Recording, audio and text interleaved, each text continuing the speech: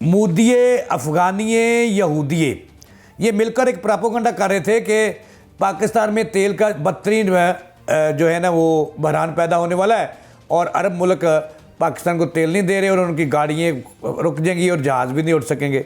अब उनके मुंह में आ गया ठहंगा। आज 4 मुल्कों ने ऐलान कर दिया कि मार्च के लिए वो मुफ्त तेल दे रहे हैं पाकिस्तान को, या थोड़े बहुत जो भी वो रेट लेते हैं।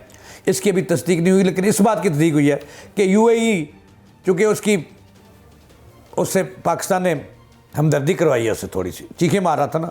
UAE, सऊदी अरब और ईरान, इन्होंने ऐलान किया है कि वो मार्च के लिए पाकिस्तान को एक एक कंटेनर, जैसे भी हो बड़े कंटेनर होते हैं, वो आपको हम तेल भेज रहे हैं। अब परेशान ना हो पाकिस्तान, आप हमारी पुश पे खड़े रहो। और उनको देखा देखी अब भाई ट्रंप साहब को भी याद आ गया कि पाकिस्तान को तेल की ज़रूरत है। उसने कहा जी ये एक एक भेज रहे हैं, मैं 2 भेज रहा हूँ। इस तरह मार्च में बहरान नहीं पैदा होगा। अब हुकूमत भी सुरखरू हुई, अवाम भी सुरखरू हुई, और हमने अगर किसी का साथ दे रहे हैं तो वो हमारा दे रहे हैं।